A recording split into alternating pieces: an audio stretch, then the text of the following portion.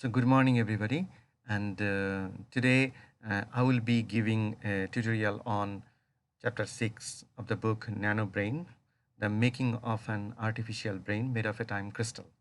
Chapter 6 is all about detailing um, how in the last 15 years major breakthroughs we made and what are the key discoveries that we made which changed the whole discourse, and why I was so much forced to think in a very different way. Um, that those key factors which led to the model of the nanobrain, of the time crystal model of the whole human brain, and then inventing a new kind of four circuit element, discovering of phase prime metric, geometric musical language, all these mysteries are revealed in this single chapter. So whenever we make great discoveries or incredible inventions, then often people try to understand or try to learn how could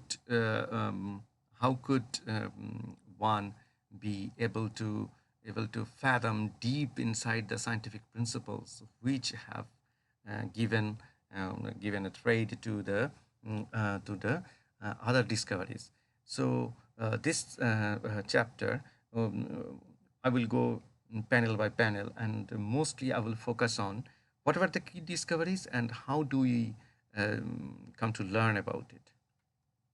So, figure 6.1a, you will find that this is a tubulin protein structure. It's a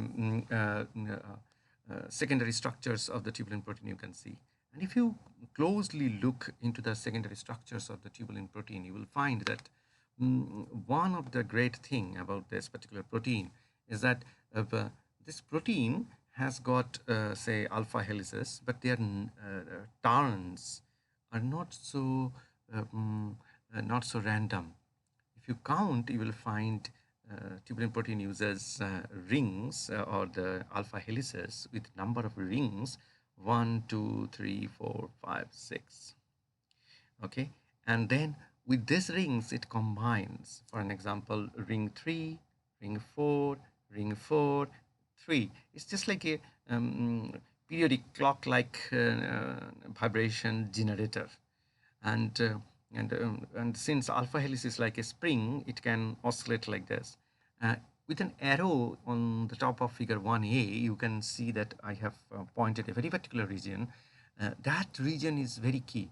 So in the literatures, you will not find such details of tubulin protein analysis. So what we did is we did the vibration analysis of every single part. We pumped electromagnetic energy from many different directions and then pumped into the tubulin protein, and then try to understand its dynamics in various different ways. So what we did is um, is pumping energy, electromagnetic energy. You can create these artificial structures in computer science and technology, CST simulator, and then you can try to understand what is the topological effect, and then you could come.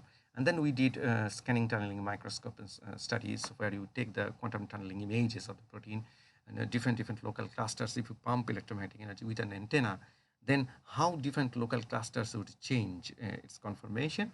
So you can look into that. And we use always understand that room temperature antenna, and you must pump electromagnetic energy as background, otherwise your protein will be destroyed, because when you bring the STM tip near to the substrate and the protein is kept, you can't take any image. So many people try to take a protein image. Some groups have already published, but many people don't take, and then they say all other people in the world are nonsense. Actually, those people have no sense what is quantum tunneling. They already they bought the machine and then they try to do this. So if you apply this is our plainly our discovery, that if you want to take image of biological samples, protein and other kind of complex structures, how big is it, doesn't matter. You have to pump electromagnetic energy. And that's the way to image a particular protein um, under under electromagnetic pumping or electromagnetic energy. So that actually allows you to go beyond the size. So that means 25 nanometer, you can see the tunneling, quantum tunneling. that if you don't allow electromagnetic pumping and resonate it, you can't see it. So we have resonated all these structures. So one side is alpha, other side is beta. So so tubulin is a dimer. It has two monomers connected side by side. And then you will find that 662, 3443, this kind of assemblies are there. So that is described in figure 6.1b, where we have put a circle and 3443, 3443, 3443, 3443. This is kind of a loop. Imagine your ring, this alpha helices ring, each ring is a periodicity. So you get one kind of frequencies out of there. When whole spring is there, then it has longitudinal and transverse oscillations of each alpha helices. They give you some sort of vibrations. And then when they make an assembly, so these two kind of studies that cyclic loops are there, and then spiral loops are there. So people have done enormous amount of studies on tubulin protein, but no study is there other than our group, which try to look at it as a spiral. Okay, so spiral based studies we have done extensively in the whole range of biological materials, starting from the origin of alpha helices. So deep inside a protein. So once we create this kind of circuit, figure 6.1a, you can do it for 35,000 or 40,000 proteins in the PDB database. You can take the proteins and you can do the study. In fact, we did for tubulin protein. We doped it. We have not published it, but that's a huge work we have done. It's surprising that even after 8 years we have not been able to publish, because for some reason I found that the way we do science is not good. Anyway, our failure to publish many papers is because we could not clamp it down in the form of a formal manuscript. You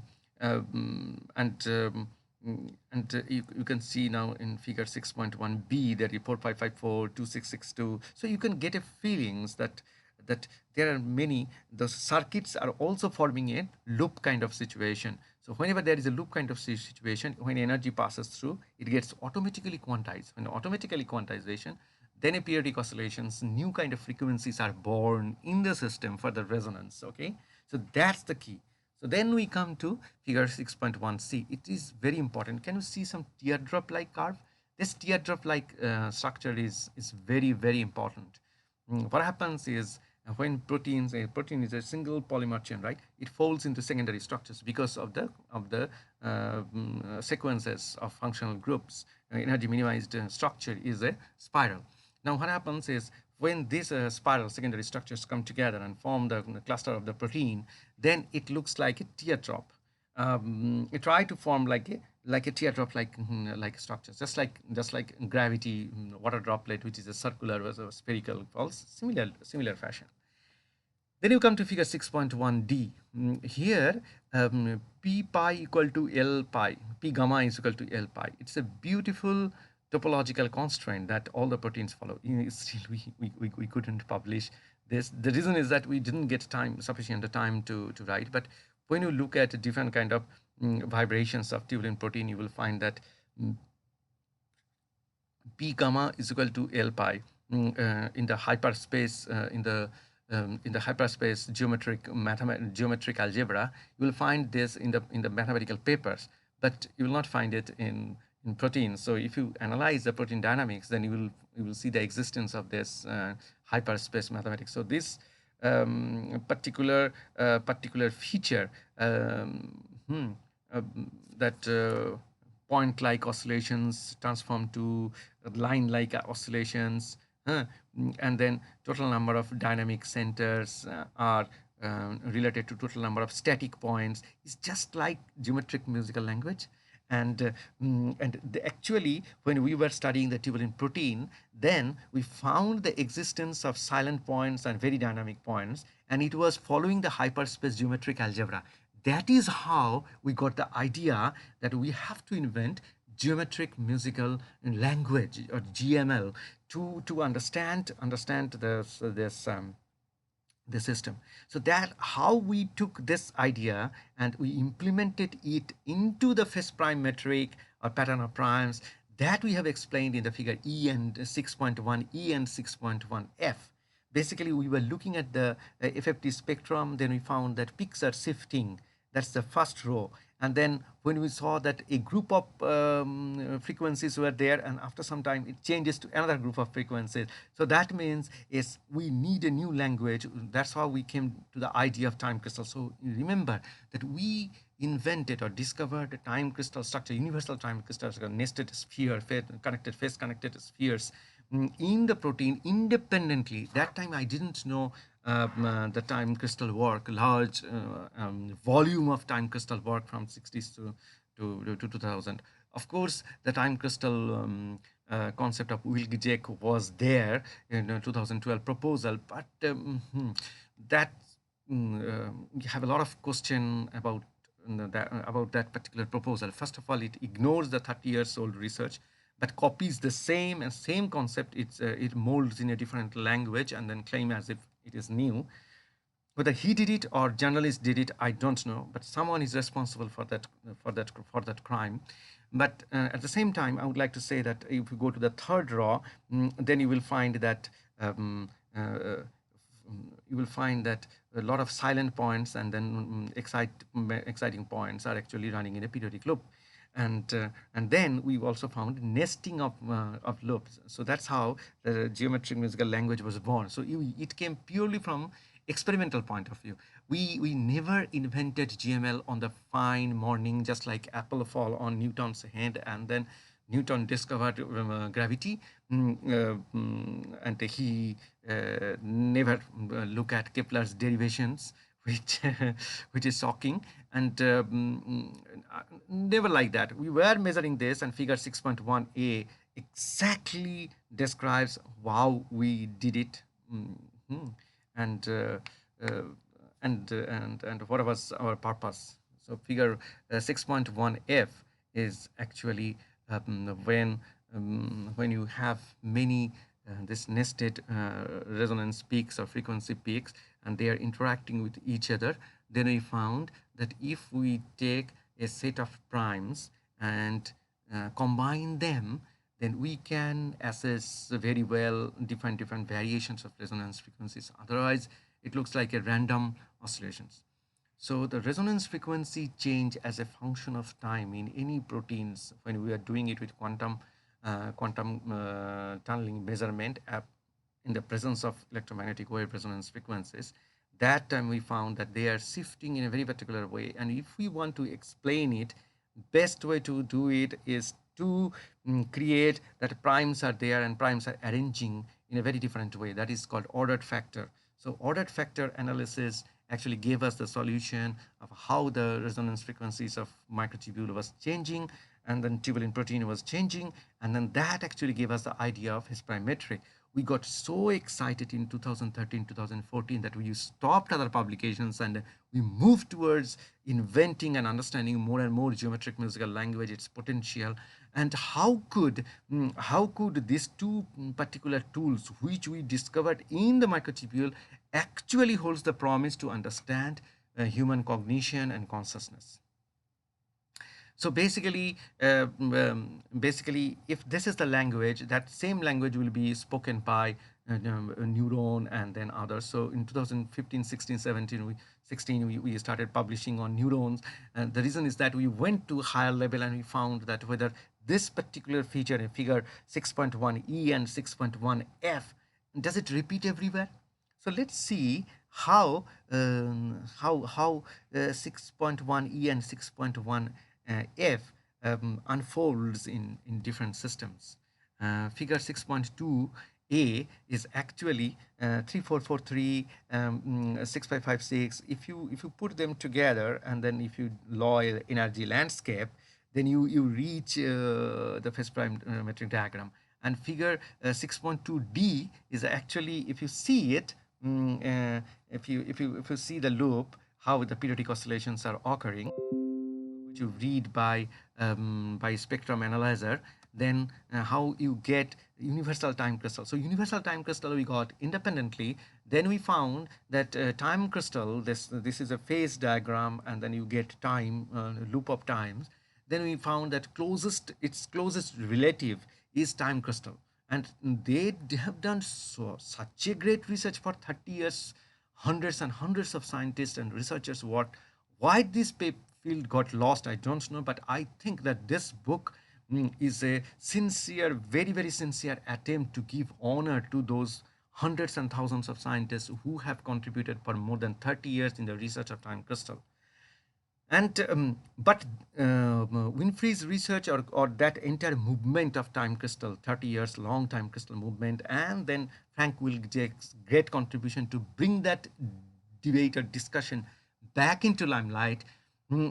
That's why I think it is a great political contribution to give.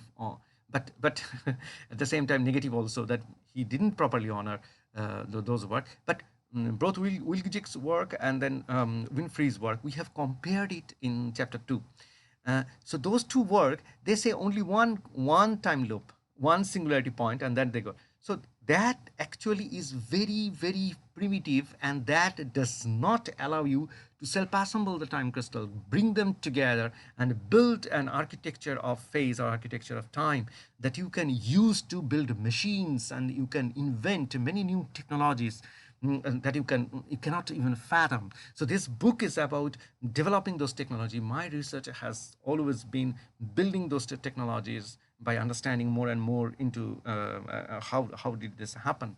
So from figure 6.2D to 6.2E is actually 2 into 2 into 3, 3 into 2 into 2, 2 into 3 into 3. So we found that actually the 12, I told when I was describing chapter 2, that 12 you will find everywhere. Why?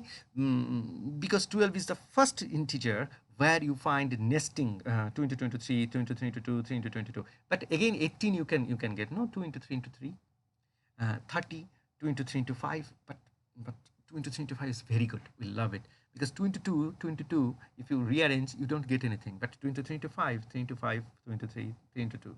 5 into 3. In this way, you can make many, many compositions. So 12 is what we found was used to build a conscious machine in this planet Earth. But you can go to different planet system and different, maybe the best line is 18. So in the tubulin protein itself, we observed 12.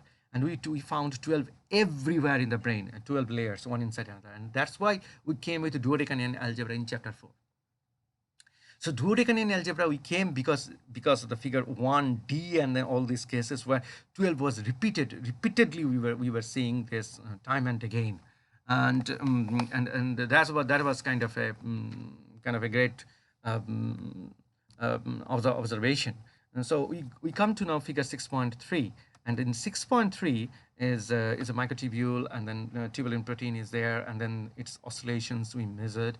But we did a difference. Difference is that when we pump the signal, we pump it, say, gigahertz, observe it in megahertz. So you can't say, just like Frank Wilczek, and then there are a series of other follow-up researchers who have published in Nature and Science and in big breakthroughs of experimental realization. What they do, they pump the system with a particular signal, say 10 hertz, but they will get output in 5 hertz or 2.5 hertz. That means integral division of that. Or they will get 20 hertz or 40 hertz or integral multiples of that. When this kind of situation happens, anybody can come up with a question that it is a hysteresis effect of the system itself. It is not the spontaneous response of the system. So that is a huge criticism. That's why we can easily, not only just us, anybody can easily discard those great breakthroughs which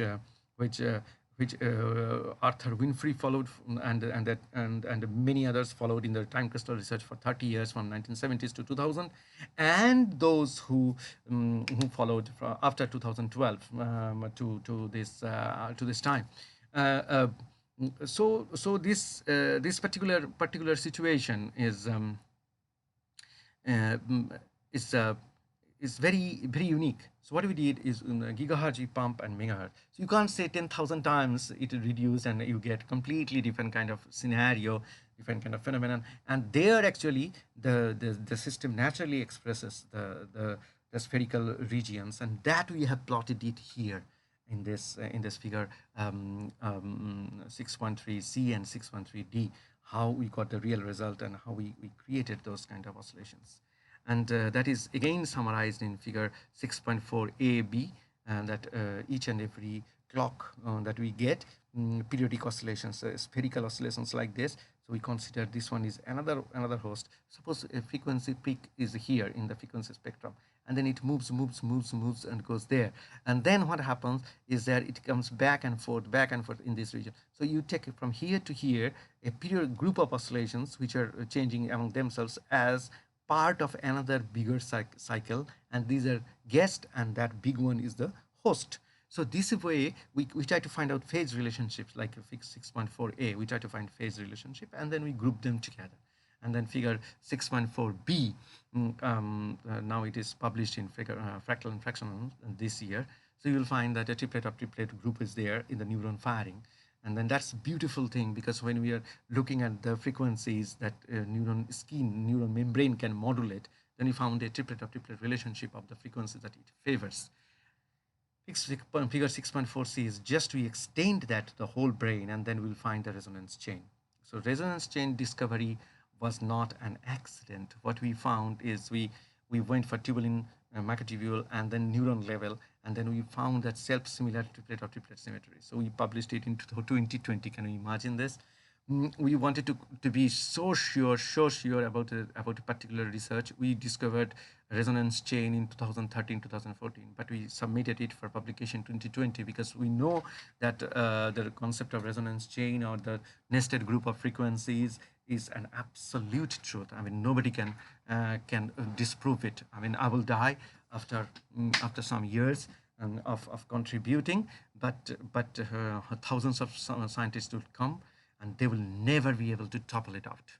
I mean, I can tell it with very, very certainty, because we have seen it so many independent systems with so many independent experiments, that this triplet of triplet, triplet of doublet, doublet of doublet, doublet of triplet, triplet of doublet, then these resonance frequencies group, and then they group larger and larger and larger nested clock architectures. So you simply cannot diminish. So this figure 6.4c was the first version of the artificial brain model that we created 2016 or 2017. But again, then already in parallel, we were running, Pushpendra Singh was running another research of creating this whole 3D structure, because 2D, we knew 2D is incomplete. That's the reason we never published. 3D we have published in 2020. Now we have complete time crystal model of the whole human brain. We will make that journey very soon. Now let's get back in figure 6.5 to a little different background. So just before we started microtubule research, we were doing something very incredible. We were asking in a group of molecules, like figure 6.15i. You'll see the 4 molecules are there. They are rearranging themselves randomly, and we are trying to model it in terms of neural network. So these kind of studies are fitting it and then trying to prove that it is part of a larger network. This was kind of our specialty. We are continuously doing it and trying to understand how assemblies work. So many different assemblies we created, and then those knowledge actually helped us in developing our human brain model later.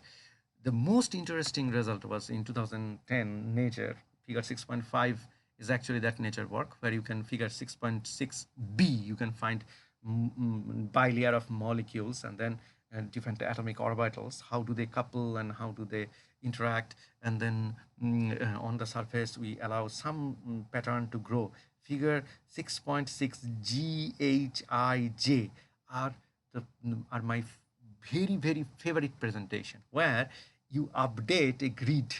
If you have a grid and you update it one by one, and then just how you update it, depending on that, your pattern changes. That is what is shown figure in 6.6 GHIJ. And that tells you that under no circumstances a quantum and a classical computer ever be able to model the human brain. You need to go to fractal mechanics. Of course, fractal mechanics includes several features of quantum mechanics, but it needs something additional. Additional means something within and something above. So in a flat 2D plane, you just simply can't do it. That's why we did some interesting work on figure 6.6D, where we put the molecules. If you put the molecule on a big gold plate, you just throw the molecule. How it looks like is figure 6.6C. So that picture I love. Actually, I love to show it to others, that when big groups, they publish this kind of work of surface-based computing, actually on the big surface, gold surface, it's a small place where the events are happening. So basically, you were fooled that one day this kind of computing will be realized. So after the Nature paper was published, then many people commented on the website, even the journalists and then the critics, that we know that this kind of works they published in a big journal, so we cover them. But we know at the end of the day, these works will never help mankind, and no good application will come out. But still, since it creates a sensation, we are forced to follow. I was deeply hurt with that comment, but I realized that they have a truth. They really have a truth. So, so why this work was so important? You can come in figure 6.7 and you can understand. So what happens is neighboring molecules change, and we can encode several diffusion equation and radioactive equations like figure 6.7b, and we can encode on the surface. So 6.d and 6.e is you simply encode certain pattern, and after some time you don't need to understand what is happening.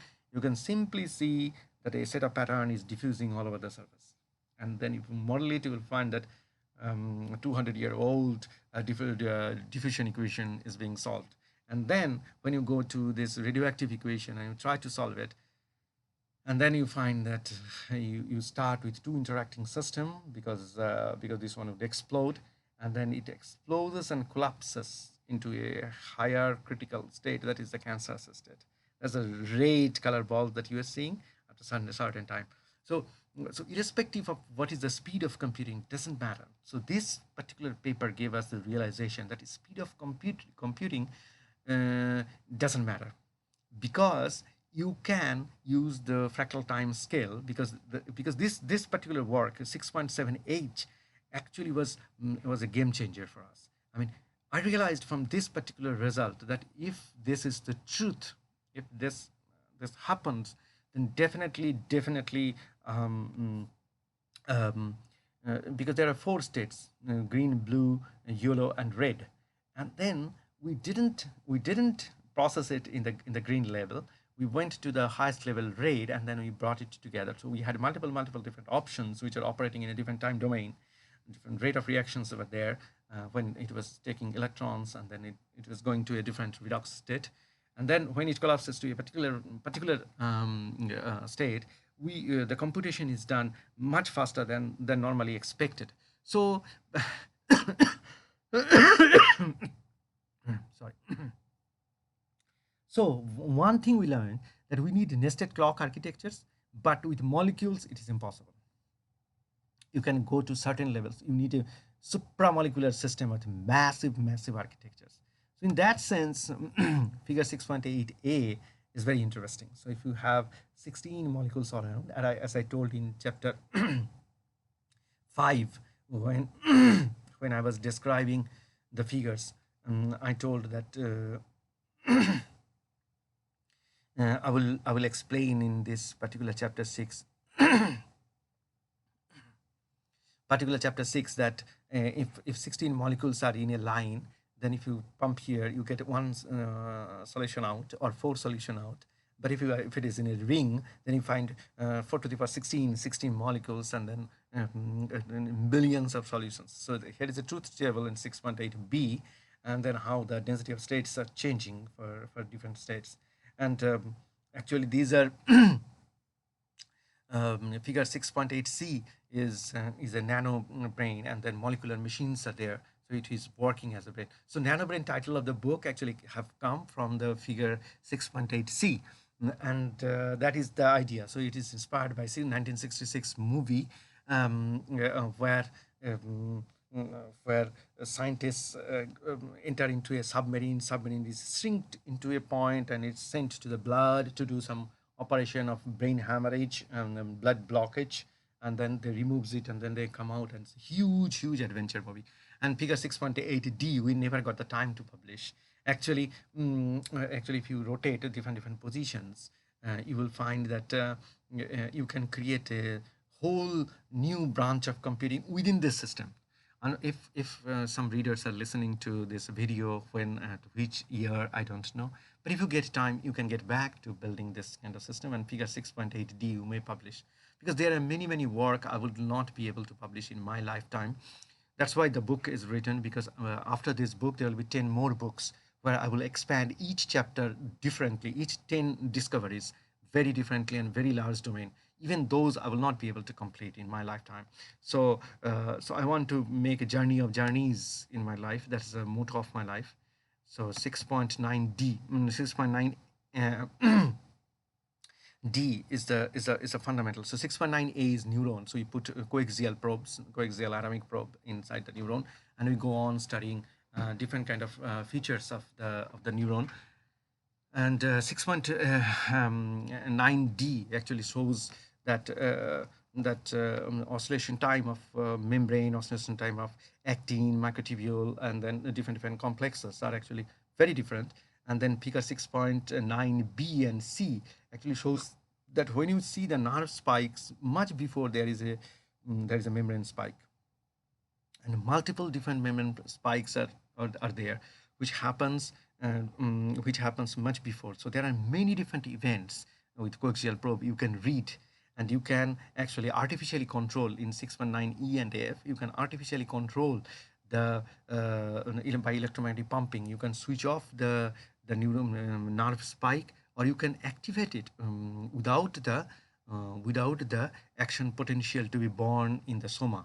So you can artificially pump signals. So you can resonate the filaments inside the neuron cell, many microtubule and actin, and those filaments artificially pump them, and you can pump a signal from one position location to another location.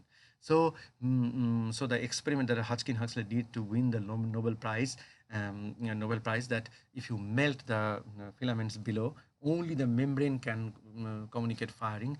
So we did just an inverse experiment to that, where we silent the soma, we only activate the filaments, and then again the nerve spike goes. So nerve spike is a spontaneous reaction of many different kind of events. So you cannot call it as an absolute phenomenon of brain's signal transmission or human brain cognition. That's a very strong statement challenging the Nobel Prize work that we have summarized here. Its effect of the figure 6.9 in figure 6.10. The 1907, when Lapik proposed 6.910A, when Lapik proposed the neuron brain model, then everything inside was just like a liquid, and then with the hole it was coming up and down, up and down, up and down. And then 6.10B, you can find that the old model of neuron that is still taught to the students in the textbook is membrane is there, and then nothing else. So we published it in 2016, and then 2016 we published, and then 2020 we published the frequency spectrum of the nerve membrane. And the new model of the brain would be figure 6.10C, where you take into account those filaments. Then how it will change, that is summarized in 6.10D, and the 6.E are actually when you have coaxial probe, it is atomic resolution, so you can go and touch the membrane. You can touch the membrane or lock with the membrane with single ion experiment. So many reviewers, when we submitted the paper, they asked that it is impossible experiment. How can you lock with the membrane? Look, when you had 500 nanometer wide this glass pipette in 1984, Sackman and Neher experiment, they touched it. They touched thousands of, at least several hundreds of single ion channel, and then they measured single ion channel reading. Then you had no problem. It's possible. But if we put coaxial probe in 2020, 2019, or 2016 with a very precise, much better technologies than that time, and then we make a contact, and after 30, 40 years, you have a problem. Actually, you have a problem with your religion, that you can't accept that Hodgkin Huxley could be a localized view of a much global picture. We are not saying that is wrong. What we are saying is that mm, there are other participants also in the neuron firing, and then fine tuning, because cognition is not about just sending a boom spike the way it is shown to the kids, or it is presented to the scientific community. Actually, nerve spike is about fine tuning of the frequency spectrum, exactly what we measured in the microtubule, exactly that we measured in the neuron membrane, and exactly that is called to be the origin of consciousness and cognition in the brain since 1920. But the unfortunate thing is that time modulation has not been studied properly. We have published it in 2020 in Fractal Fractional Journal. You can look into the paper, it's free. That's why we have chosen that our journal, because most of our papers are 50 pages, 60 pages long. So we cannot submit to the big journals, because they need 2.5 pages of marketing things, which we will start very soon. As soon as our true science is done, then we'll go for marketing. Almost we are with this book, we are ready for marketing, and then we will try to publish. In the early days of my life, I try to publish in big journals. The reason is that at that time I didn't understand what is doing science, and then I used to think that marketing that is going on in the scientific mafia business, that is the truth. And then I used to follow that. I followed that for 10 years, and then I didn't for 10 years, and then next 10 years I will follow again. So I mean, since I'm 44, I have no problem in again getting back to this business, scientific mafia business. So and I don't consider it bad. I think it's very good. This has been very successful. So you need to build up a political group of scientists who will clap the back of each other, and that's what it from beat principle is all about. That you propose a theory, you propose it and establish it experiment, and find other groups who are similarly minded to support you, and everybody should be vocal continuously, and then whole team will get benefited. So I have no problem in sharing the credit, because I know many people have contributed, have tried to attempt to go beyond this, and then it will have great results. So figure 6.11d is actually the triplet of triplet frequency spectrum that we observed in the membrane. And then we remove the membrane, we put the probe on the filaments, and then we measured again, and we found it. So it was not just coming from the membrane, it was inside and filament. So basically the figures, if you compare figure 6.11d and 6.11e, this was published in 2016. So if you just compare these two figures, then you will, it's very nice. So you see triplet of triplet above and triplet of triplet down. So basically the filaments which were working to modulate the time. And why triplet of doublet of triplet, why they make this kind of bands? Because if they make this kind of band, then suppose you know 2 and 3 in the way you can group 2 2 2 2 2 2 2 2 2 3 2 3 2 3 3 2 2. How many integers you get? 66% of all possible composition you can sense like this. So if you want to make a machines, make the vibration, resonance vibration coupling, and the number of primes, then what happened within 8 to 12 primes, you can couple all possible oscillations, you can sense it, you can generate it, you can do all sorts of things. That is the foundation of the engineering, of reverse engineering of brain in this book. So figure 6.11e d and figure 6.11e tells us how to do the reverse engineering of the brain. So I think it was published in Journal of Integrated Neuroscience in 2016. You can contact me to get a free copy of the book. And then figure 6.12 is the most important the result that we have published on now in Fractal Fraction in 2020. We waited for 4 or 5 years after disclosing this result in TSC conferences, to the community, that you can look in this way. You do not have to go for quantum entanglement in a single layer. No. Not classical entanglement and classical coupling and then very high density chips. No. You can go vertical, not horizontal. Leave quantum mechanics, leave classical mechanics. Go to the vertical, go for fractal mechanics, go for dodecanion algebra, go for geometric language, go for phase parametric, and then you see this beautiful plot, 6.12 A, B, C. So you go to the tubulin protein, you see triplet of triplet, you go upside triplet of triplet, and above you will see triplet of triplet. Why do you always see triplet of triplet? You go to chapter 3 and you will find Then when randomly, without understanding anything, we are plotting primes and then the ordered factors, we found they naturally make a group of triplet of triplet. So you don't have to do anything. You just simply find that they make a group of triplet of triplet. Now, what happens is um, um, if this is true, if this plot is true, one thing may come to mind: only triplet of triplet. Can't you see others? Yes, we can see others, but I want personally that other groups do that. Doublet of triplet, triplet of pentet, doublet of doublet. You'll find doublet of doublet also there.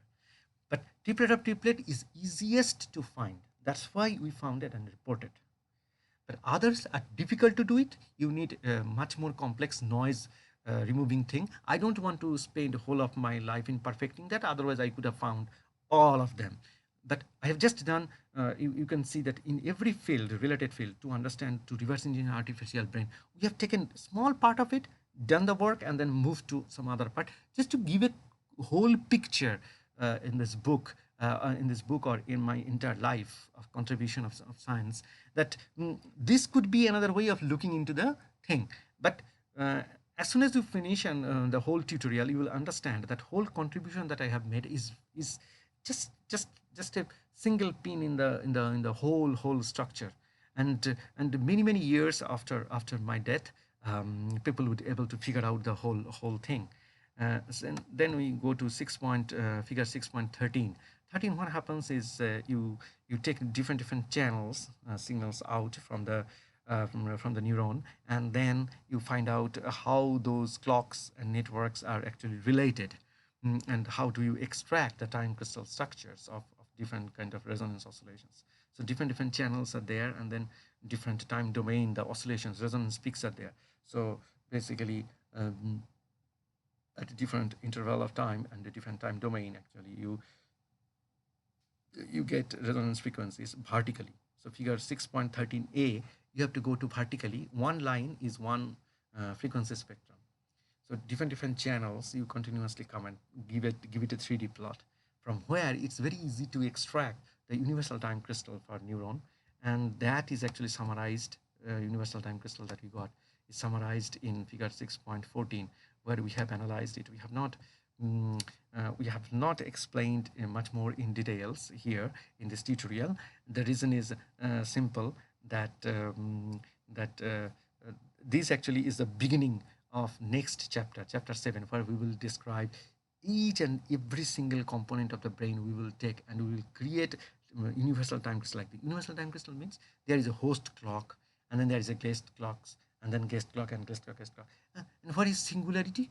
So singularity is when you go to the smaller part, that one is singularity for the host. So all the guests are singularity for the host. Okay, so you don't need to find it. And where is the confusion? The singularity is the confusion, because in the singularity region, the phase because of the interaction of multiple clocks, the phase disappears. Where is dodecanion algebra here?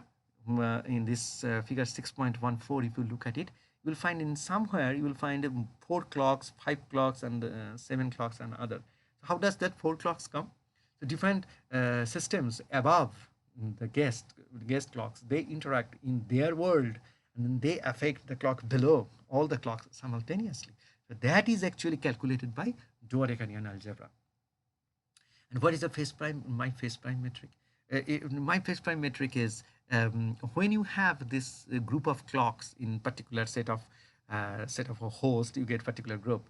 They actually interact together, and then when they vibrate, they go 4 into 3, 3 into 4, 3 singularity points, 3, and those 3, 3 into 3, 3 into 3 into 2, and then they create 3 into 3, 3, 3 into 3 into 2, 3 into 3 into 3, 3 into 3 into 3, 3 into 3 into 4, 3 into 3 into 5. In this way, that infinite series gets generated from every single clock that you get as a host. So host along with the guest is created in infinite series. So so that's when they do it, they follow the phase prime metric. So that's how it happens. So this is the end of this particular tutorial, and then I hope that you have enjoyed it. This is the very fundamental journey which actually gave rise to chapter 2, 3, 4, and of course 5 is philosophical. So 2, 3, 4, whatever the concepts that you saw actually were born here. And then from next chapter 7, we will come back with complete time crystal model of the entire human brain. So when I first joined in NIMS, people used to ask me, you want to make artificial brain, but what kind of brain that would be? Can you give us a model? Whatever you want to make, give us a model that I want to build this. I want a clear picture. We want to see what you want to do, but we are not able to understand. We are not able to see what you want to do. So anyway, so this is the end of the chapter, and thank you very much for listening. I hope that you have enjoyed today.